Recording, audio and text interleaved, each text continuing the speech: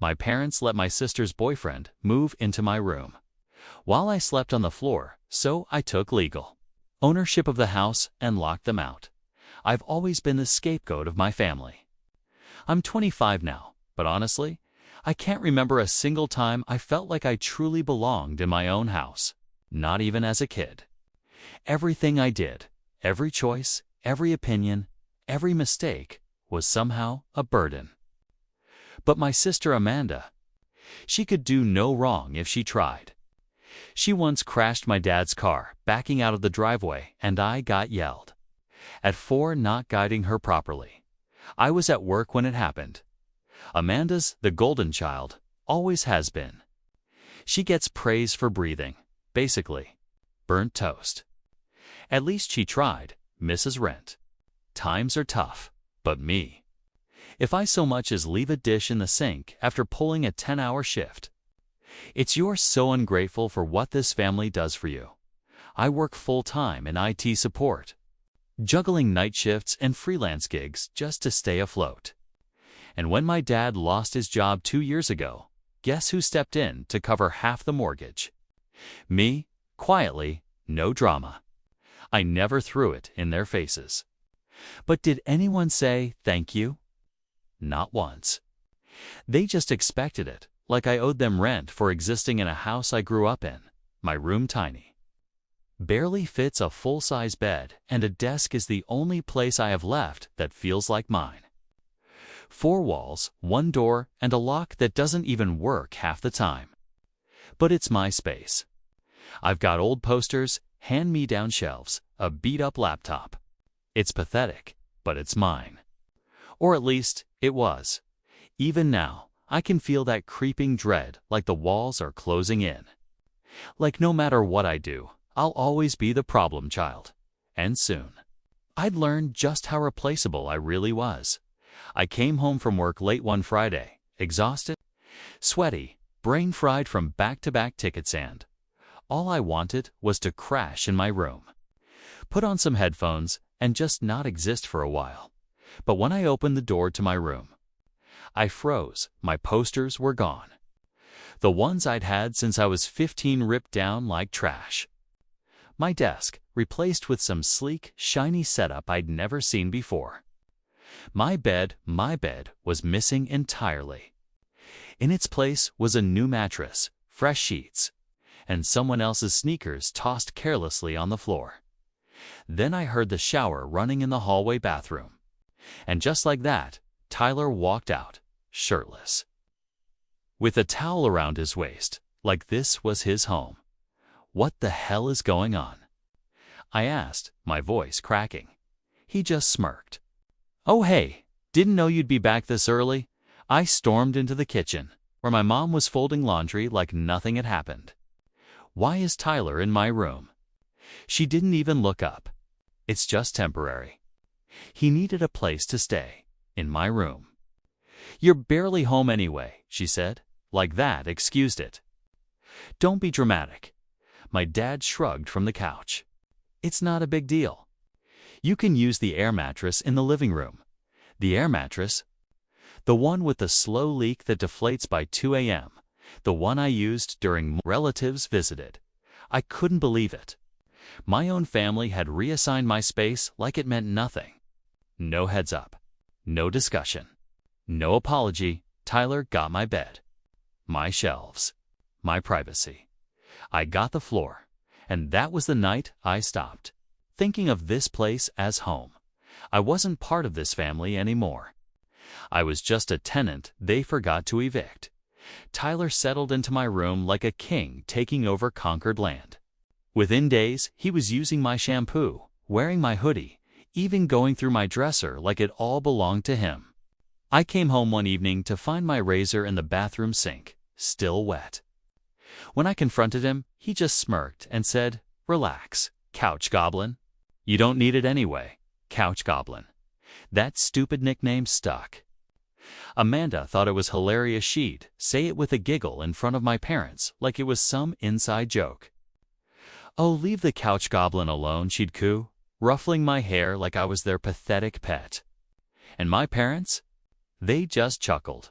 No one told him to stop. No one ever told him to stop. One night, I came home and heard loud music blasting. Laughter, clinking bottles. I walked in to find my room filled with strangers, Tyler's friends. Some girl was sitting on my old desk, swinging her legs like she owned the place. I stood in the doorway, stunned, invisible. Not a single person acknowledged me. I wasn't invited. I wasn't even considered. My own friends, what few I had left, stopped coming around. It was too awkward, too humiliating. I couldn't blame them, so I stopped going home. I started taking double shifts. I'd stay in the office break room just to avoid the walk into that house. The couch, the sneers, I felt myself shrinking. Not physically, but inside. Like every insult, every ignored boundary chipped away at whatever pride I had left. It was no longer just unfair. It was emotional exile. Inside my own walls. And no one cared, because to them, I'd become the background noise to Amanda's perfect little life. I came home early one night, hoping to grab a clean shirt before heading to a coworker's birthday dinner. When I walked into the house, it was unusually quiet. I crept toward the hallway and noticed my Taylor's door now was cracked open. Inside, he was sitting at my old desk, my laptop wide open in front of him. At first, I froze. Then I saw him pulling out his phone and snapping pictures of my private messages, emails, DMS, everything. I'd forgotten to change the password after the last update. My stomach dropped. "What the hell are you doing?" I yelled, stepping into the room. Tyler looked up, completely unfazed. "Just checking something." "Relax, man." I snatched the laptop back and stormed into the kitchen, shaking.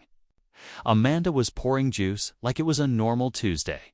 "Your boyfriend was going through my laptop, my messages," I told her, voice trembling.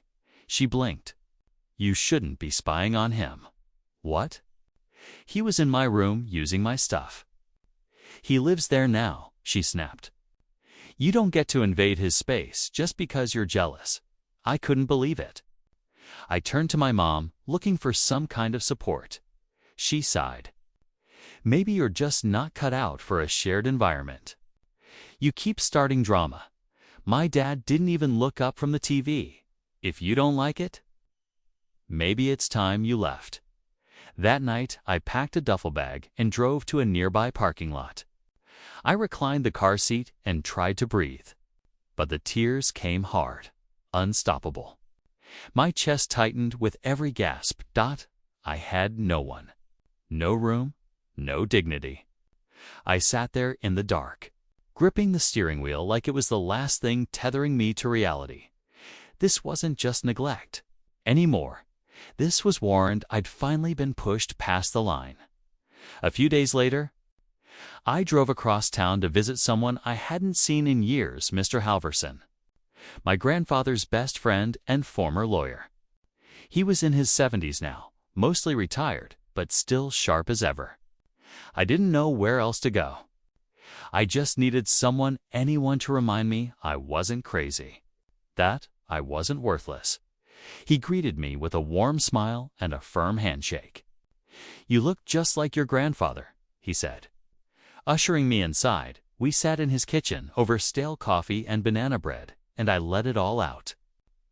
The sleeping on the floor, the laptop violation, the names, the betrayal. He listened quietly, nodding, occasionally furrowing his brow. Then he said something that stopped me cold. "Wait. Didn't your grandfather leave that house to you?" I stared at him. "What?" "No. My parents said it was theirs." He pushed back from the table, walked to an old filing cabinet, and started digging. Within minutes, he pulled out a yellowed manila folder. Inside, it was my name. A deed transfer, signed, notarized, dated 2 years before. "Grandpa passed. This was supposed to be filed right after the funeral," he said. He made it clear. Said you were the only one he trusted with the house. I felt like I couldn't breathe. My hands shook as I flipped through the paperwork. It was all there. My signature line, blank. My parents had never filed it. They'd buried it like they buried everything else that didn't serve them. Suddenly, I saw everything differently. The couch, the jokes, the eviction threats, they weren't just cruel. They were squatting in what was legally meant to be my home. For the first time in years, something inside me lit up in gar. Yes, but also purpose.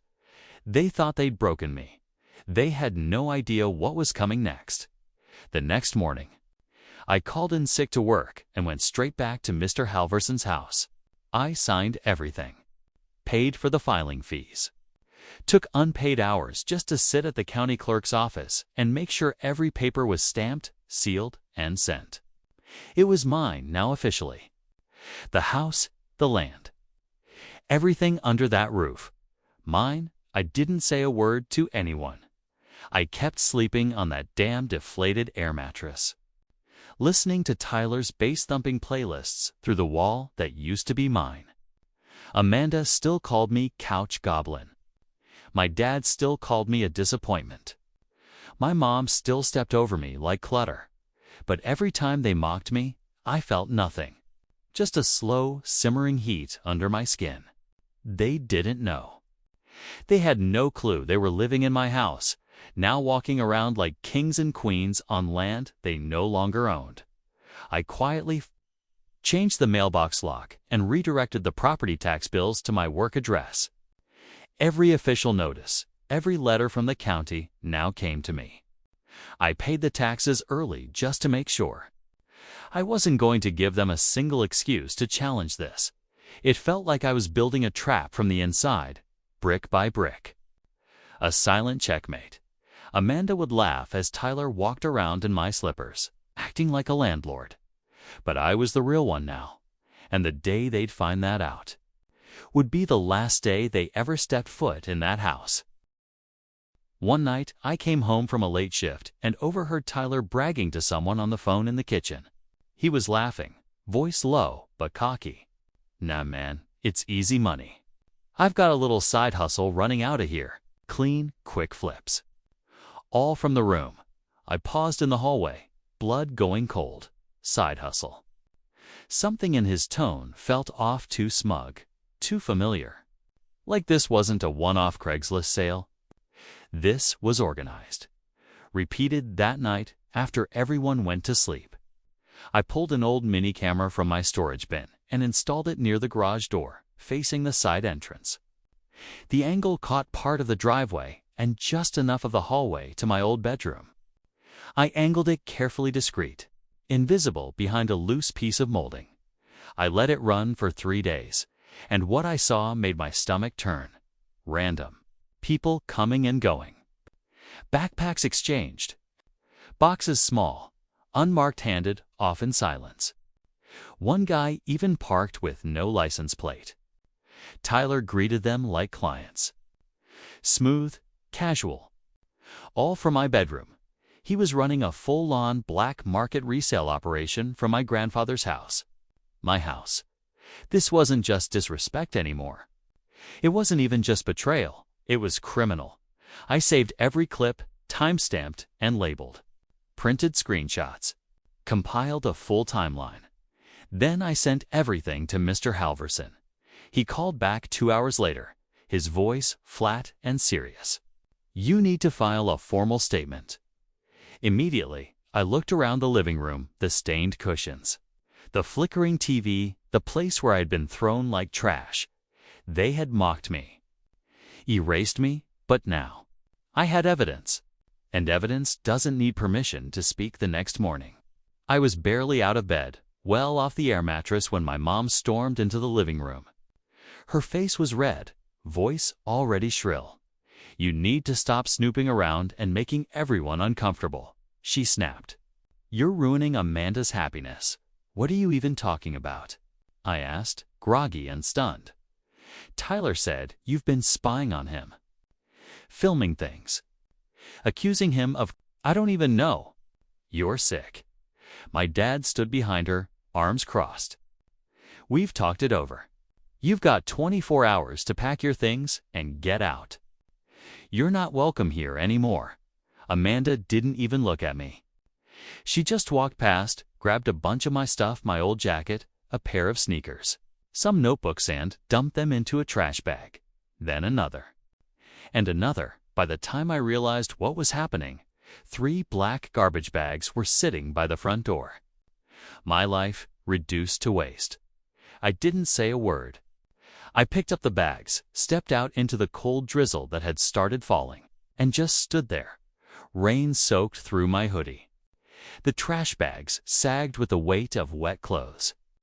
My throat tightened, but I refused to cry. Not again. Not in front of them. I walked to my car in silence, opened the trunk, and just stood there for a minute, palms against the cold metal, forehead resting on the edge. I felt hollow, like I'd lost some final piece of myself. Then my phone buzzed.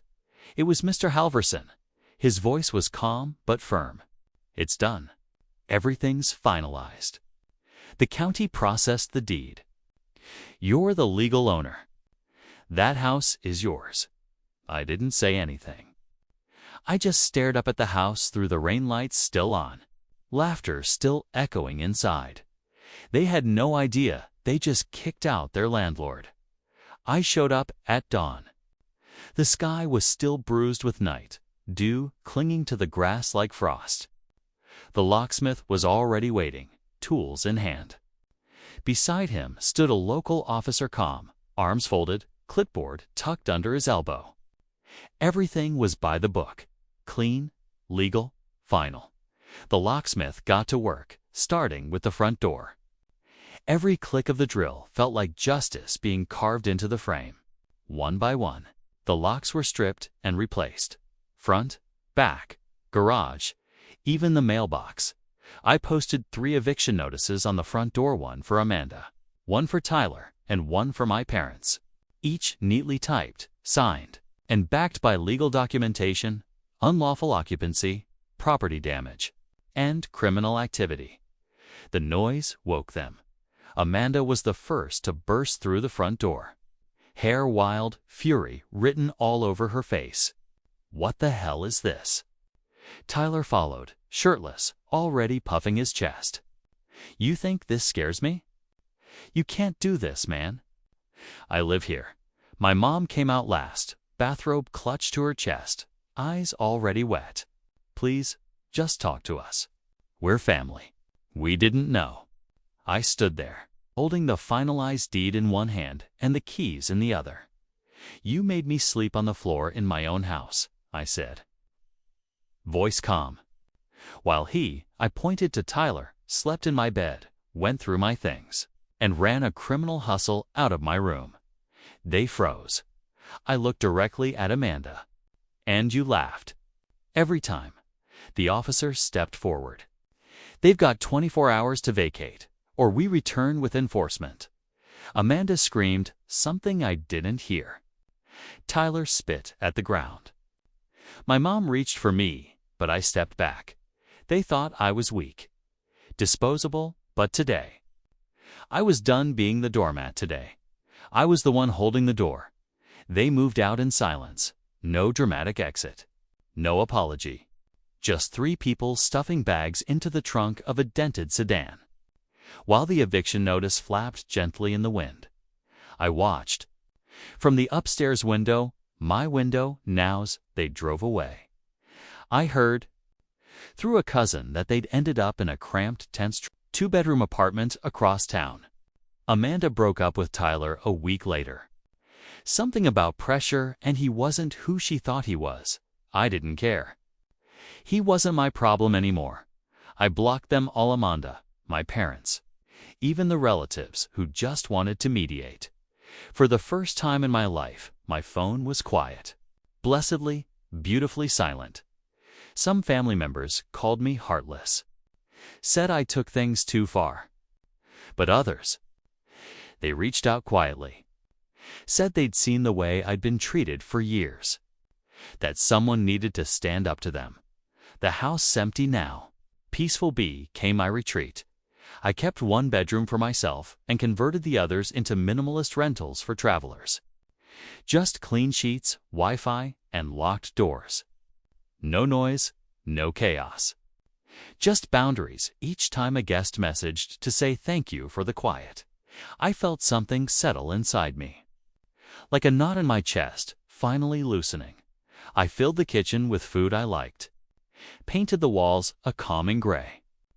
Set up my desk near the window where the sun hit just right. It didn't feel like revenge anymore. It felt like reclamation. This house had been a battlefield. Now it was mine. Every key, every wall, every breath of peace, and the silence. It finally felt like safety. I started with the walls. The old beige paint was chipped and tired, just like I'd felt living under it. So I covered it up.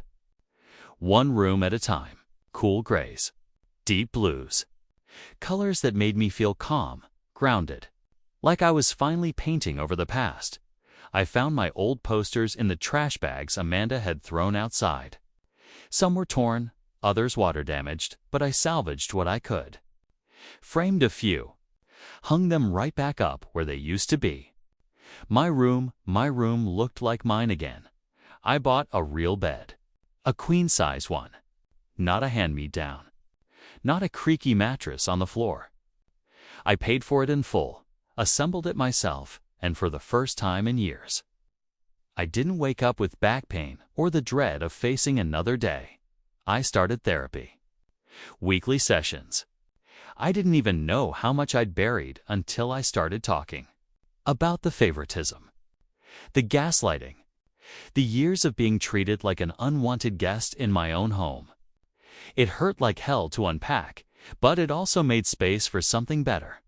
I reached out to old friends, apologized where I needed to, and slowly rebuilt the bridges I'd let rot. One of them introduced me to someone, Sarah. Soft voice, sharp mind, kind in ways I wasn't used to. She didn't flinch when I told her about the mess I came from. She just listened. We started seeing each other. No games, no drama. Just coffee, conversation, and laughter I thought I'd forgotten how to make. One morning, I woke up with sunlight pouring through the window. Warm, clean. Still, I looked around at the walls I painted. The bed I bought. The silence that now felt sacred. And I realized I finally felt at home. Not because of the house, but because for once in my life, I chose me. It was a rainy Saturday when she came back. I almost didn't hear the knock soft. Hesitant, not like the banging I used to dread. When I opened the door, Amanda was standing there, soaked, alone, and visibly pregnant.